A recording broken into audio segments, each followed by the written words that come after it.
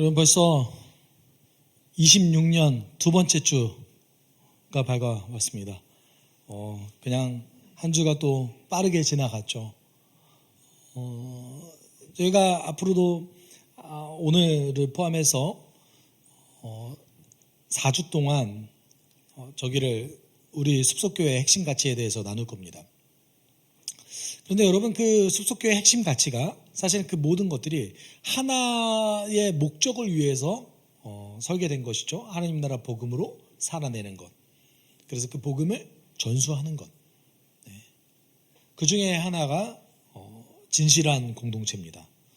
여러분, 숲속교회 두 번째 핵심 가치는 진실한 공동체입니다. 여기서 진실한이라는 표현은 솔직하고 투명하게라는 것이 분명 내포되어 있지만 더 강하게 표현되고 있는 어떤 뜻은 사실 진짜라는 뜻입니다. 진짜.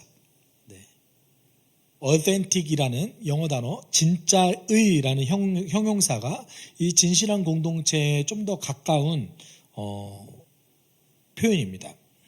여러분, 신약 성경에는 모든 교회는 사실 공동체입니다. 공동체라는 말과 교회라는 말이 사실 동의어로 쓰였어요. 어떤 의미에서는 교회라는 단어가 뒤에 나온 단어입니다. 원래는. 여러분, 에클레시아라는 단어는 밖으로 부르다라는 그 두 개의 어떤 단어가 모여진 단어예요. 원래 그리스에서는 에클레시아라는 이 단어가 공적 책임을 가지고 있는 그리스 시민권자가 어떤 한 특정한 일을 공적으로 해결하기 위해서 모이는 커뮤니티를 에클레시아라고 했어요. 공적 책임을 위해서 부름받은 자들. 이게 에클레시아였던 거죠. 그거를 지금 교회라는 단어로 쓰고 있습니다. 그렇다면 원래 성경적 의미에서 이 교회라는 것은 뭘 뜻합니까? 사람들을 뜻합니다. 사람들입니다. 근데 교회가 이제 공식적으로 규모가 굉장히 커지고, 그리고 특별히 AD 313년 이후에 콘스탄틴 황제에 의해서 기독교가 공인되고, 그리고 AD 500년 정도 됐을 때는 로마 제국에 살고 있는 모든 사람들의 세례가 강제화되었습니다. 그러면 사실 제국에 사는 모든 사람들이 기독교인이라고 이제 얘기하는 거죠. 사실 회심을 하지 않았는데도 불구하고 그들이 태어날 때부터 세례를 받았습니다. 여러분, 사실은 그게 유아 세례의 기원입니다. 기독교 전통에서는 원래 유아 세례를 이렇게 하지는 않았습니다. 다만 이제 유대교 전통에서 난지 8일 만에 할례를 했었죠. 여러분, 그렇게 이제 여러분 생각해 보십시오. 제국에 살고 있는, 지중해 패권을 장악하고 있는 모든 사람들이 교회를 다녀요. 그러면 어떻게 해야 될까요? 조직화될 수밖에 없습니다. 관리해야 되거든요. 전도는 굳이 안 해도 되는 것이 되어버렸습니다. 선교는 더 이상 굳이 안 해도 돼요. 왜냐하면 모든 사람 교회 다 추석하니까요. 그리고 교회를 추석하지 않으면 그 사회를 아예 살아나갈 수 없는 사회가 돼버렸으니까요. 그리고 로마 제국이 멸망한 다음에도 게르만족과 그 다음에 그 바이킹족이 계속해서 그 북방 민족이 그 지중해 패권을 장악해서 점점 아래로 내려와서 로마 제국이 멸망한 그 다음에도 그들이 그 사회를 통치하기 너무나 좋은 제도로서 기독교 문화를 이용하기 시작합니다. 사실은 그 다음부터 조직화되었던 교회가 그 유럽 전체를 지배하는 어떤 그 조직 문화로서 자리하게 되는 것이죠. 여러분, 그게 이제 중세입니다. 예상보다 너무 잘 조직해놨어요.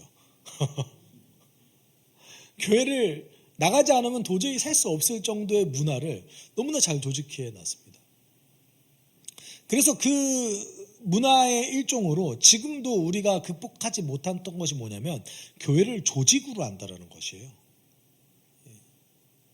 근데 원래 성경에서는 교회를 공동체라고 불렀습니다.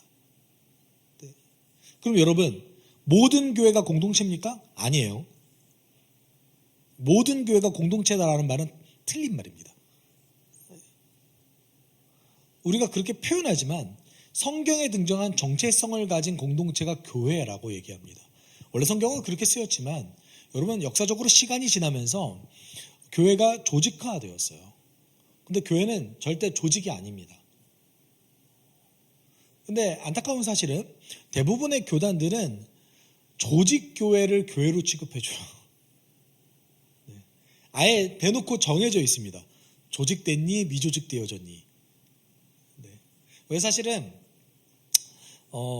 저희 교단이죠. 합동교단에서는 미자립교회라는 말보다는 미조직교회라는 표현을 더 많이 씁니다.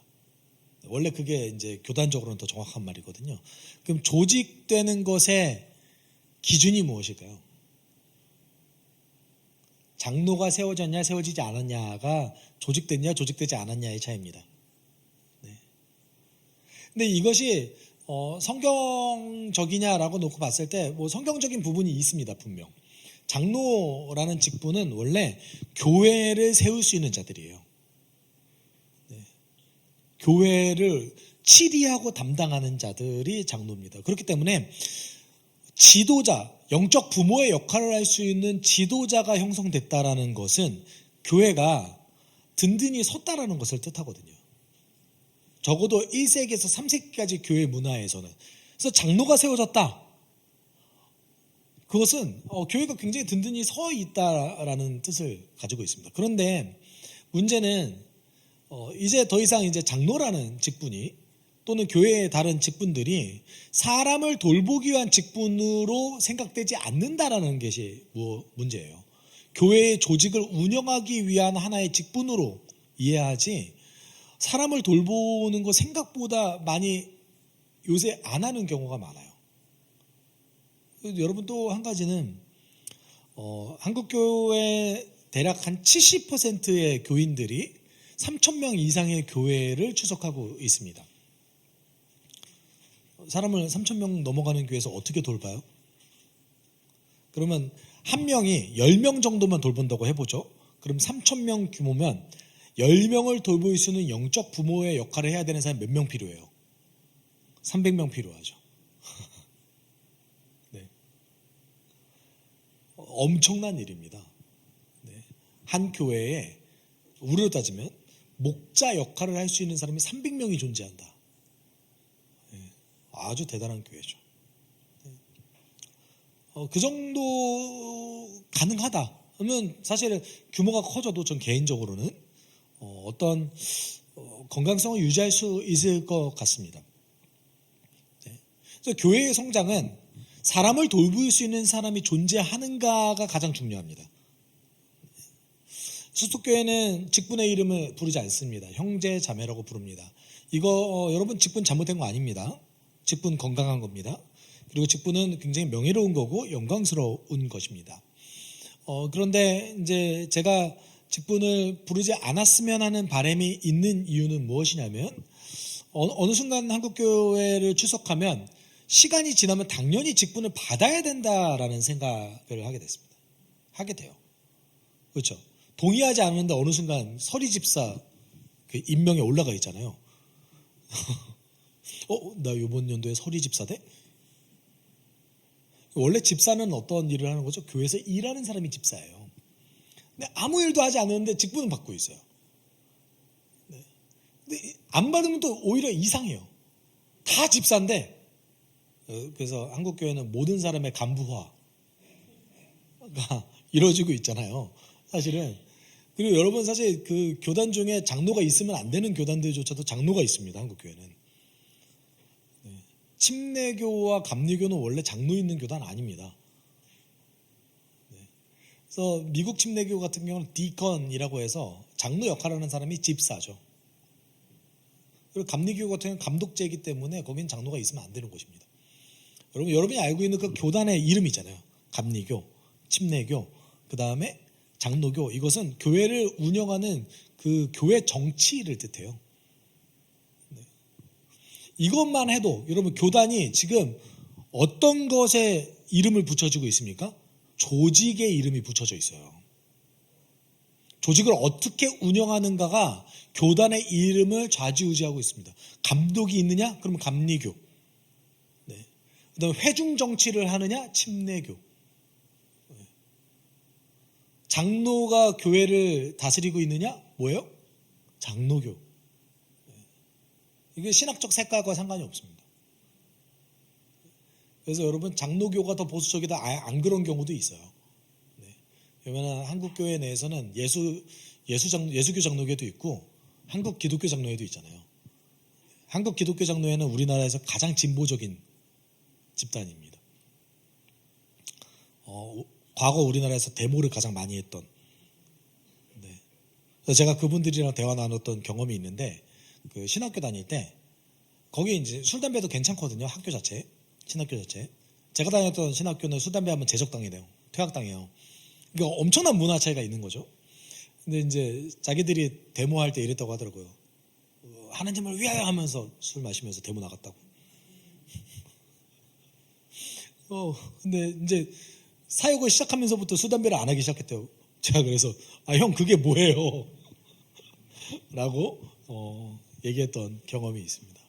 그만큼 사실은 여러분 그 교회는 현대 교회는 조직을 정체성으로 여깁니다.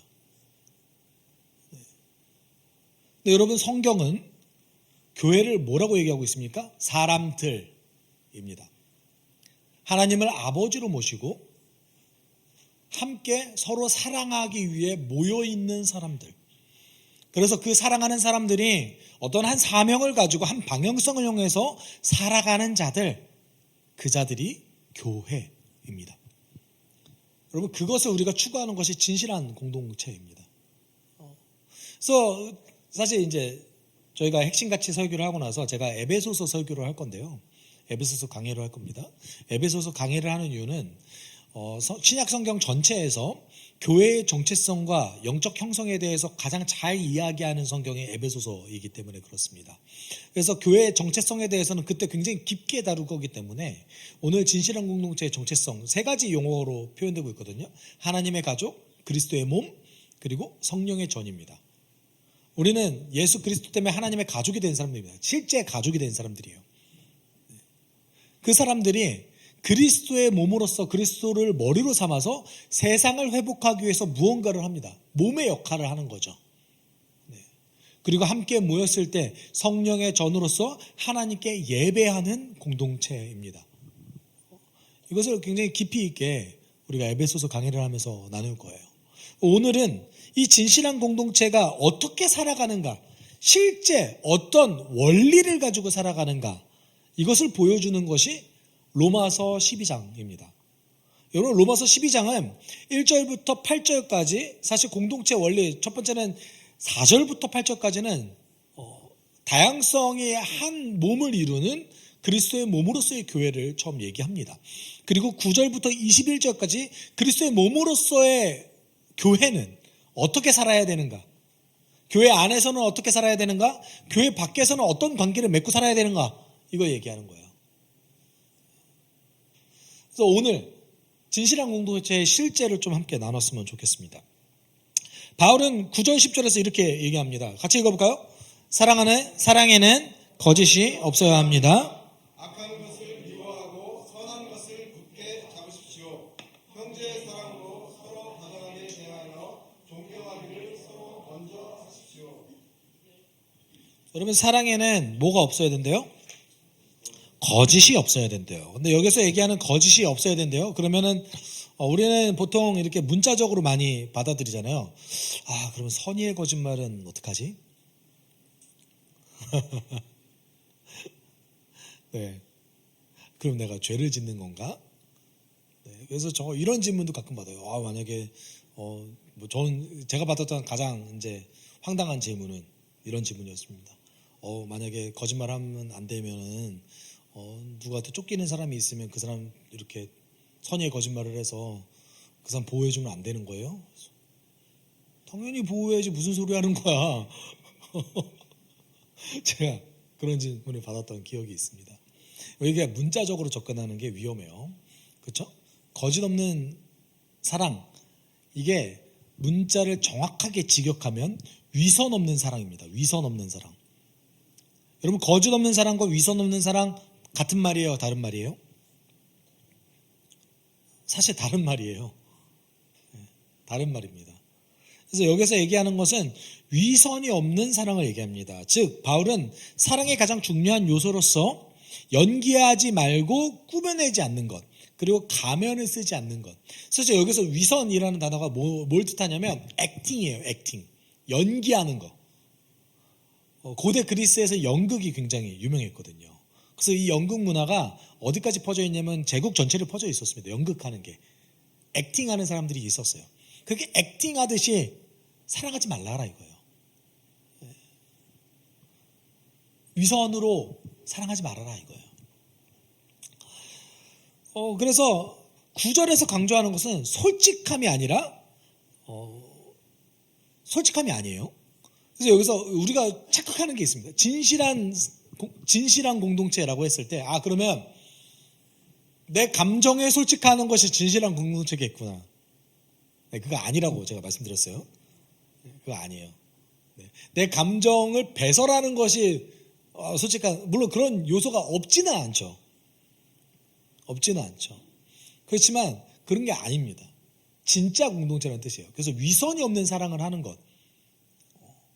근데 이 위선 없는 사랑을 하는 것에 우리가 여러분 기억해야 되겠습니다. 바울이 위선 없는 사랑을 하십시오. 사랑에는 거짓이 없어야 됩니다. 위선이 없어야 됩니다. 라고 얘기했어요.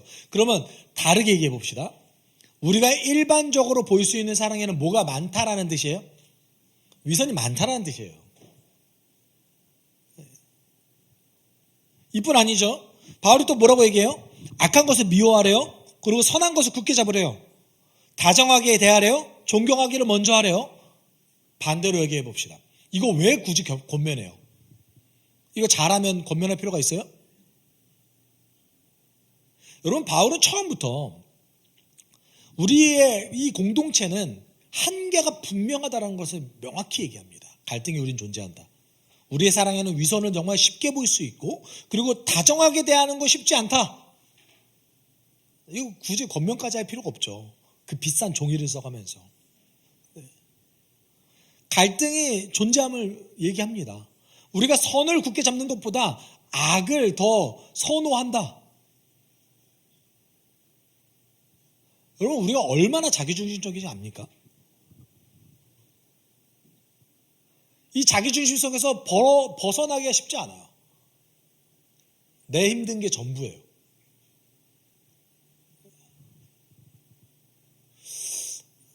그런 성향을 우리가 가지고 있기 때문에 이렇게 권면하는 거죠.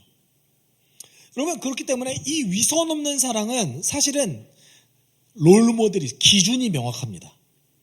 누가 기준이겠습니까? 예수님의 사랑이 기준이에요. 여러분 여기에서 9절에서 위선 없는 사랑 이렇게 한 절 얘기했잖아요. 예수님의 사랑을 얼마나 많이 얘기했을까요? 바울이 로마서 1장부터 로마서 11장까지 얘기했습니다. 우리가 이제 맥락을 벗어번지고 그럼 위선 없는 사랑을 해야지 라고 얘기하면 그래 거짓이 없으면 되겠구나. 그럼 그게 뭐지? 앞에 맥락에 이미 얘기한 거죠. 그리스도께서 무엇을 하셨는가? 그거를 10장이 넘게 얘기했습니다. 그래서 이것을 기준으로 너희들은 위선이 없는 사랑을 해야 돼 라고 얘기하는 거죠. 우린 기준선이 명확해요. 그렇죠? 누가 기준선이에요? 예수님이 기준선이에요. 네. 그럼 여러분 그 예수님의 사랑 어떤 사랑입니까? 로마서에 예수님의 사랑에 대해서 굉장히 많은 묘사들이 등장하지만 제가 생각했을 때 그리스도의 사랑을 핵심적으로 묘사한 두 군데가 존재합니다. 그것이 로마서 5장 8절과 로마서 8장 37절에서 39절까지의 말씀입니다. 예수님의 사랑에 대해서 바울이 이렇게 얘기했어요. 5장 8절 같이 읽어볼까요? 그러나 우리가 아직 죄인이었을 때에 그리스도께서 우리를 위하여 죽으셨습니다. 이리하여 하나님께서는 우리들에 대한 자기의 사랑을 시증하셨습니다. 여러분 우리가 성경을 읽을 때 조금 더 디테일하게 이게 좋은 말씀이구나 이게 아니라 조금 더 성경이 무엇을 얘기했는지 얘기해 봅시다. 사랑한다 동사는 다 알고 있어요. 예수께서 죽으셨다 다 이해하고 있습니다. 언제요? 언제 사랑하셨대요? 우리가 아직 죄인이었을 때에 그가 사랑하셨대요. 네. 그러면 그것을 통해서 무엇을 설명했습니까? 무엇을 보여주셨어요? 하나님의 사랑을 보여주셨어요. 보여줬을 뿐만 아니라 어떻게 하셨대요? 증명했다. 실제로 증명했다. 실증이잖아요. 네. 실제로 증명했다라고 이야기하고 있습니다. 아주 명확하게 잘 설명한 거죠. 조건이 없이 우리가 예수님께서 우리의 모든 문제를 해결하기 위해서 십자가에 대신 죽으셨을 때 우리는 그것에 기여한 바가 없습니다. 그리고 우리가 그것을 마땅히 받아야만 하는 존재이기 때문에 우리가 그것을 받은 게 아닙니다. 네. 그렇기 때문에 언제가 중요해요. 조건이 없이 우리가 아직 죄인이었을 때에 그가 우리를 위해서 죽으심으로 그의 사랑을 실제로 증명하셨습니다. 네. 너무나 중요한 표현이죠. 네. 그리스도의 사랑을 이렇게 표현하고 있습니다. 그리고 로마서 8장 37절 39절 이렇게 얘기하죠. 그러나 우리는 이 모든 일에 우리를 사랑하여 주신 그분을 힘입어서 이기고도 남습니다. 여기서 무엇을 이긴다는 뜻입니까? 내가 굉장히 힘든 어려움, 고난, 그것을 이기고도 남습니다 라고 얘기합니다. 나는 확신합니다. 죽음도 삶도 천사도 권세자들도 현재일도 장래일도 능력도 높음도 깊음도 그 밖에 어떤 피조물도 우리를 우리 주 예수 그리스도 안에 있는 하나님의 사랑에서 끊을 수 없습니다. 여러분, 이 로마서 8장 37절에서 39절은 어떤 것을 이야기할까요? 지속된다라는 것을 얘기합니다. 그 사랑이 환경과 여건, 상황과 상관없이 계속해서 지속하고 그 사랑이 우리에게 어떤 결과를 미친대요? 그것을 이겨낼 수 있는 힘을 준다라고 얘기하고 있습니다. 사랑의 지속성과 사랑의 결과를 이야기하고 있죠. 바울은 이렇게 설명하고 싶었던 거예요. 언제 하나님께서 사랑하셨는가? 그리고 어떻게 사랑하셨는가? 그것이 나오는 결과는 무엇인가? 그리고 그 사랑이 어떻게 지속되는가? 그 사랑이 우리를 어떤 사람으로 만들어내는가? 이거를 로마서 1장부터 11장까지 얘기합니다. 굉장히 아름다운 성경이에요. 마틴 로이드 존스 목사님이 로마서 강의를 굉장히 오랫동안 하셨습니다. 근데 이제 굉장히 유명한 일화가 있는데 마틴 로이드 존스 목사님이 예전에 웨스트민스터 채플에서 선교사를 보냈어요. 인도인가 어디에 선교사를 보냈는데 선교사가 10년 동안 선교를 하고 안식년을 위해서 잠깐 다시 돌아온 거예요. 아직도 근데 로마서를 하고 있었대요. 로마서에 몇 년 한 거예요? 10년 한 거예요. 10년. 네. 또 로이드 존스 목사님이 설교가 짧지도 않아요. 제가 이제 텍스트만 읽었을 때 이분이 1시간 반 정도 이상은 설교를 하셨겠구나 싶더라고요. 근데 몇 년 하셨다고요? 네, 10년 하셨어요. 저는 그렇게 못하겠어요. 로마서 1장 1절, 그 다음 주에도 로마서 1장 1절, 그 다음 주에도 로마서 1장 1절. 네. 여러분, 로마서 8장 30절에서 39절은 그 어떤 환경도 우리를 그리스도의 사랑에서 끊을 수 없다라고 고백합니다. 네. 조건이 없고 모든 것을 다 주셨으며 모든 환경과 어려움을 이기고 영원히 지속되는 그 사랑, 그리스도의 사랑에 기초한 사랑이 어떤 사랑입니까? 오늘 로마서 12장에서 이야기하는 위선이 없는 사랑의 기초입니다. 기준이 명확하죠. 네. 여러분, 그것을 그대로 하라라고 바울이 이야기했습니까? 아니요. 축소시켜줬어요. 그렇잖아요. 바울이요. 그리고 사도들이요. 예수님이 그렇게 했듯이 닮아야 돼 라고까지는 얘기했지만 너희들은 무조건 예수처럼 사랑할 수 있어야 돼. 이런 표현 잘 안 나와요. 그렇죠. 이것을 그 상황에 맞춰서 요 정도는 해야 되지 않을까? 이건 우리가 할 수 있어.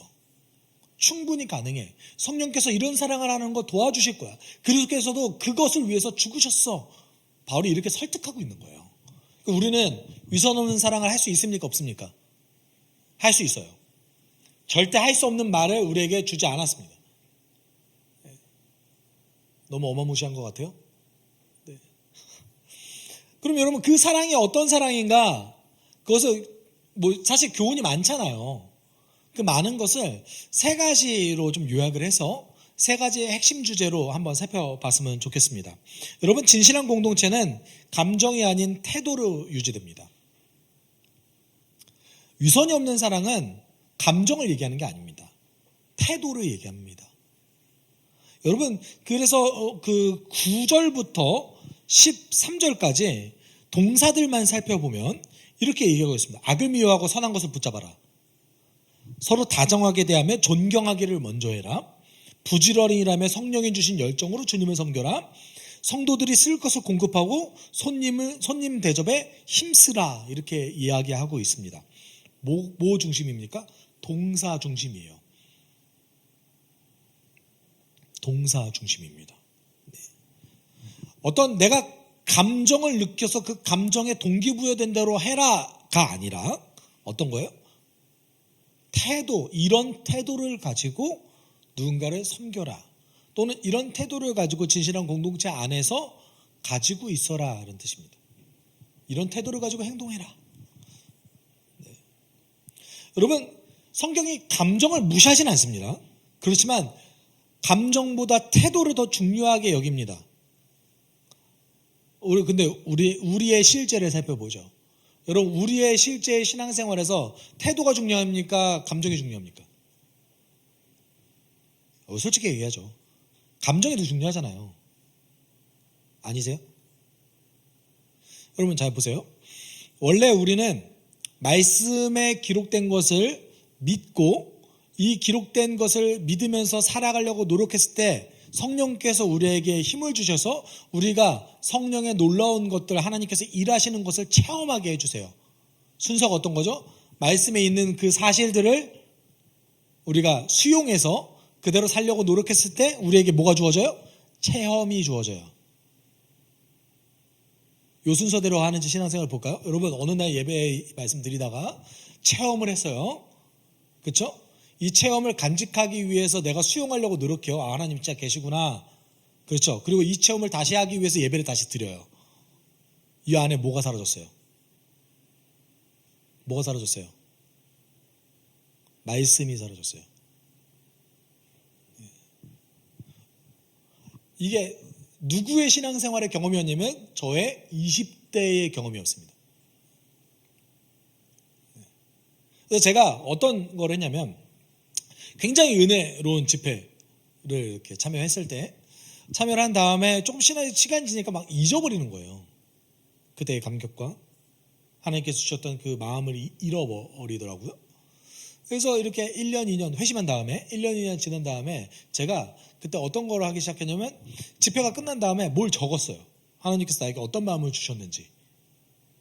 그 다음에 그것이 무엇이 되냐면 그것이 저에게 바이블이 됐어요. 그리고 그 과정을 오랜 시간 동안 지속한 거죠. 여러분 여기에서 문제가 뭡니까? 그 집회 가운데서 하나님께서 나에게 주신 마음이 정말 하나님이 주신 마음 맞아요? 검증해보지 않았어요. 그리고 그거를 구체화시키지도 못했습니다. 왜요? 성경에서 얘기한 걸 모르니까요.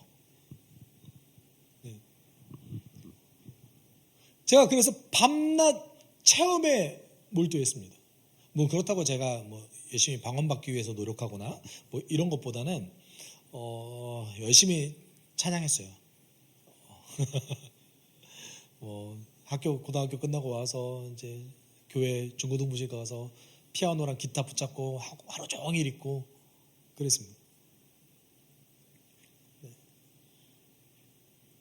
그리고 그때는 저에게 말씀이 너무 지겨웠어요. 제가 너무 솔직한 고백인가요? 네. 개정개혁을 읽어가면서 특별히 우리가 항상 고비가 있잖아요. 출애굽기 20장부터 아니 이걸 굳이 읽어야 될까? 그 다음에 이제 역대기에 들어가면 뭐 이렇게 사람 이름이 많아. 외우기도 힘들고 뭐 이해도 잘 안 되는 사람 이름이 계속 나와야 되는데 이걸 굳이 이거 성벽 지은 거를 내가 몇 미터 몇 큐빗 이렇게 한 거를 읽어야 될까? 이러면서 이제 그러면 그냥 신약부터 읽자. 시작부터 족보가 나오네. 왜 이렇게 족보가 나오지? 다행이다 족보가 한 장이라서. 이런 감정을 느끼면서 그 어떤 성경의 그 중심 가치에 몰두하기보다 읽는 데에 집중한 것이죠. 그러면서 더 중요하게 여겼던 건 체험이었습니다. 나의 감정이었습니다. 근데 성경은 감정이 중요하지 않다고 얘기하지 않지만 감정은 신뢰할 수 없다라고 얘기합니다. 볼까요? 예레미야 17장 9절에 이렇게 얘기하죠. 만물보다 더 거짓되고 아주 썩은 것이 사람의 마음이니 누가 그 속을 알 수 있습니까? 그래서 제가 아쉬운 것은 새 번역이 지금 예레미야 17장 9절을 이렇게 번역했는데 이게 원래는 선지자에게 하나님께서 하신 말씀이에요. 그러면은 누가 그 속을 알 수 있습니까? 라고 끝맺히면 안 될 것 같은데, 그렇죠? 네. 누가 그 속을 알 수 있겠니? 이런 식으로 이제 질문하시는 게 맞는 것 같은데 이렇게 이제 번역을 했더라고요.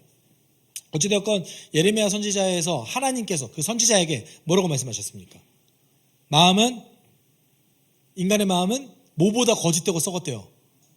만물보다. 맞는 것 같아요?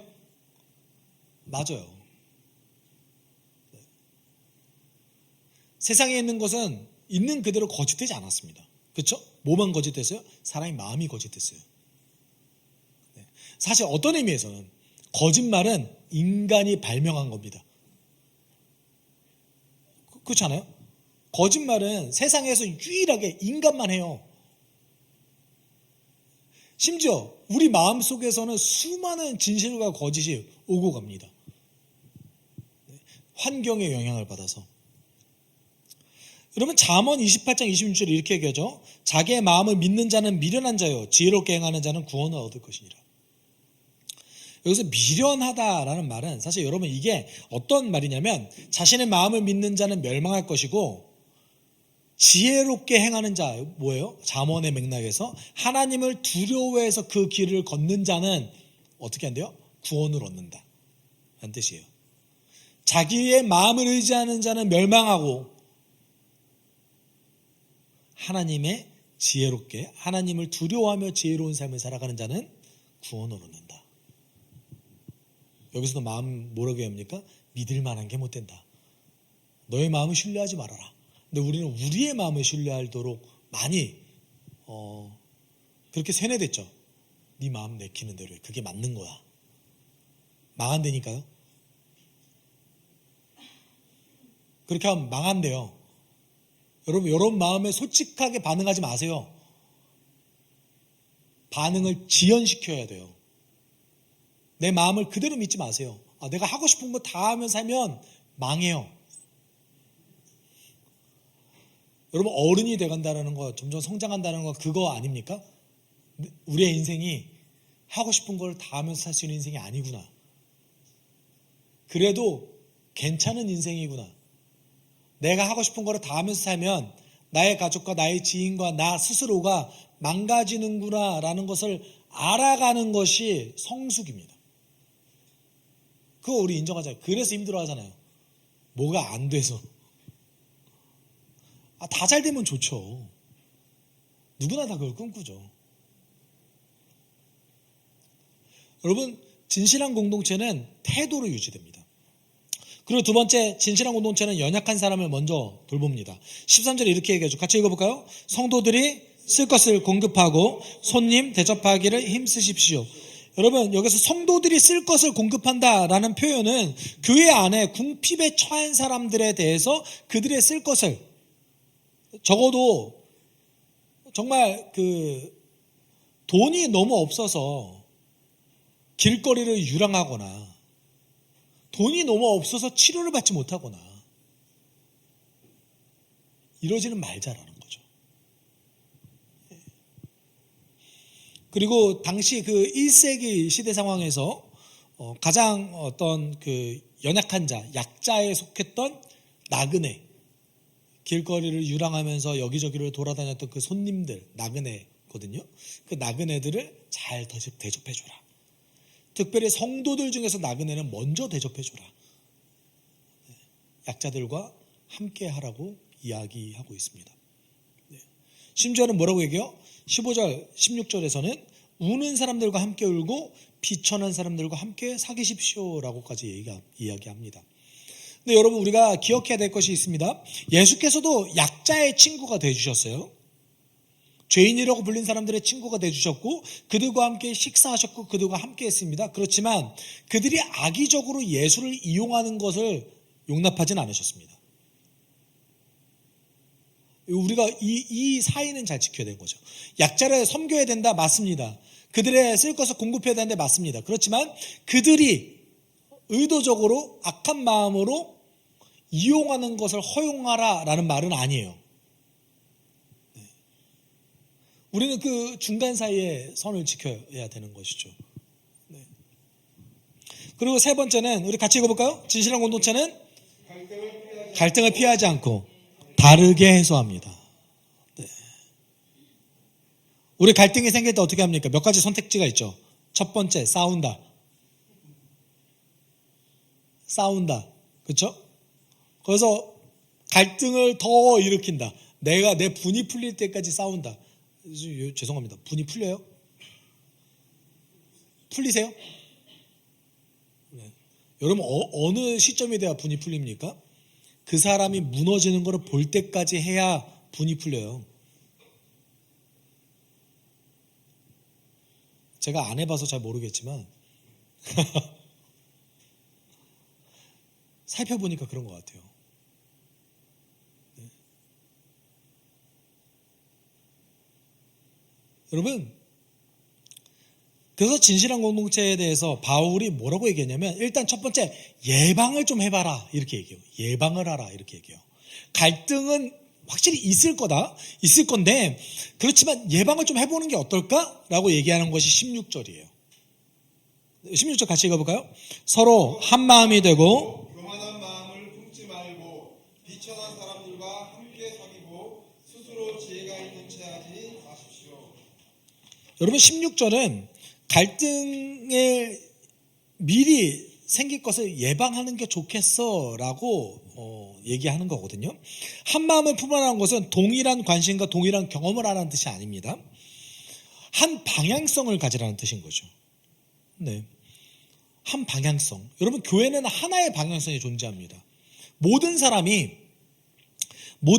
다 다양하지만, 그래서 용납이라는 그 키워드, 용납이라는 덕목이 너무나 중요하지만, 그럼에도 불구하고 교회는 한 방향성을 갖고 있습니다. 숲속교회는 어떤 방향성을 갖고 있죠? 하나님 나라 복음을 전수하는 것. 한 방향성을 가지고 어떻게 해요? 교만한 마음을 품지 말고 비천한 사람들과 함께 사귀래요. 교만한 마음을 품지 않는 것과 비천한 사람들과 함께 사귀는 것, 이게 사실은 함께 묶여져 있는 말입니다. 여러분, 교만한 마음을 품지 말라는 것은 어떤 뜻을 갖고 있냐면 높은 곳만 보지 말라는 뜻이에요. 근데 우리 다 위에만 보잖아요. 그렇죠? 그럼 위에만 보는 것을 예방할 방법이 무엇이 있느냐? 그게 뭐예요? 비천한 자들과 함께 사귀는 것, 그들과 관계를 맺는 것, 이게 뭘 예방해줘요? 교만해지는 걸 예방해줘요. 약자를 돌봐야 되는 일이 여기 있어요. 그리고 스스로 지혜 있는 척하지 말래요. 어떤 뜻일까요? 자신의 경험과 또는 자신이 가지고 있는 생각이 다른 사람에게도 반드시 필요할 거라고 생각하지 말라는 거죠. 이게 용납에 관련된 덕목입니다. 어떤 사람이 더 많이 배우고 더 경험을 많이 하고 더 뛰어난 능력을 가졌다 할지라도 그가 더 지혜롭지는 않을 수 있습니다. 여러분, 능력이 더 뛰어나고 더 경험을 많이 했다고 해서 그가 지혜롭지는 않아요. 그걸 보장하진 않습니다. 지혜가 있을 가능성이 있을 수는 있으나 그가 더 지혜롭지 않을 수도 있는 거죠. 그렇죠? 근데 뭐라고 얘기합니까? 스스로 지혜 있는 척 하지 말라라고 얘기합니다. 왠지 아세요? 지혜는 오직 그리스도를 통해서만 배울 수 있습니다. 하나님을 두려워하는 생활 태도에서만 지혜가 습득이 가능합니다. 내가 가지고 있는 능력을 믿으면 난 지혜로워. 내 선택 잘할 수 있어. 잠언의 말씀에 따르면 어떻게 한대요? 그럼 망한대요. 네. 세 번째 고민은 무엇입니까? 갈등이 생겼을 때 그 갈등을 먼저 일단은 예방하래요. 이런 생활 태도를 갖고 있으면 교회 안의 갈등이 예방될 수 있겠죠. 네. 그리고 17, 18절에 이렇게 얘기합니다. 아무에게도 악을 악으로 갚지 말고 모든 사람이 선하다고 생각하는 일을 하려고 애쓰십시오. 여러분 쪽에서 할 수 있는 대로 모든 사람과 더불어 화평하게 지내십시오라고 얘기합니다. 여러분 여기서 얘기하는 이 17, 18절은 원래 교회 밖에 있는 사람도 갈등이 생겼을 때 어떻게 해야 되냐라는 문제입니다. 근데 이것이 교회 안에도 충분히 해결될 수 있죠. 일단 어떻게 하래요? 악을 악으로 갚지 말래요. 보복하지 말래요. 보복하지 않는 게 첫 번째입니다. 그 두 번째 뭐래요? 그 사람조차 선하다고 생각하는 행동을 하십시오. 이거 좀 어려운 문제죠. 그렇죠? 우리는 어떤 억울한 일을 당했을 때 여러분 솔직히 말하면 보복하고 싶잖아요. 아니세요?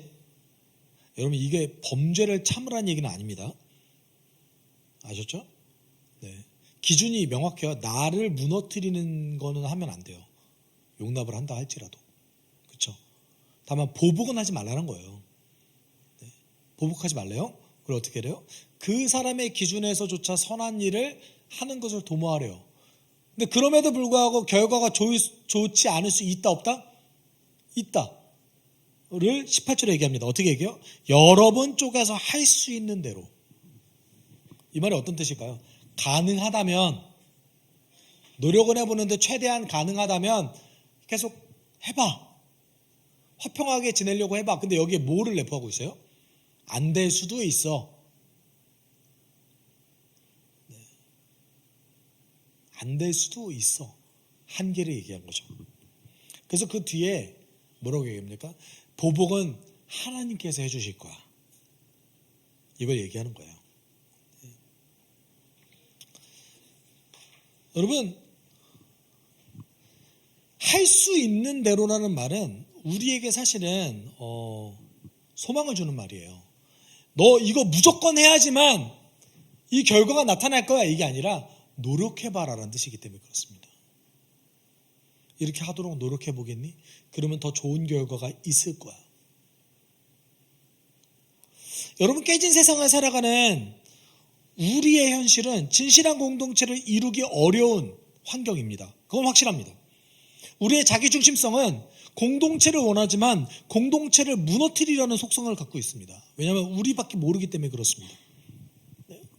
그런데 오늘 본문 속에서 이야기하는 바울의 실제적인 그 진실한 공동체를 이루는 사랑하는 원리는 현실을 무시하지 않습니다. 현실에 이런 일들이 일어날 것이다 라는 것을 분명히 인정하고 있죠. 그럼에도 그리스도의 사랑을 기억하면서 그 원리대로 살아간다면 너희 가운데 충분한 하나님의 보상이 있을 거야 라는 말인 거죠. 여러분 진실한 공동체는 이상적인 것이 아닙니다. 신약 성경은 공동체 안에 일어나는 수많은 어려움과 현실 그리고 문제를 다루고 있습니다. 1세기 교회는 이상적인 교회가 아니라 그리스도를 알고 그것을 실천하며 노력하려고 하는 태도를 가진 사람들이 모인 곳이었다는 것이죠.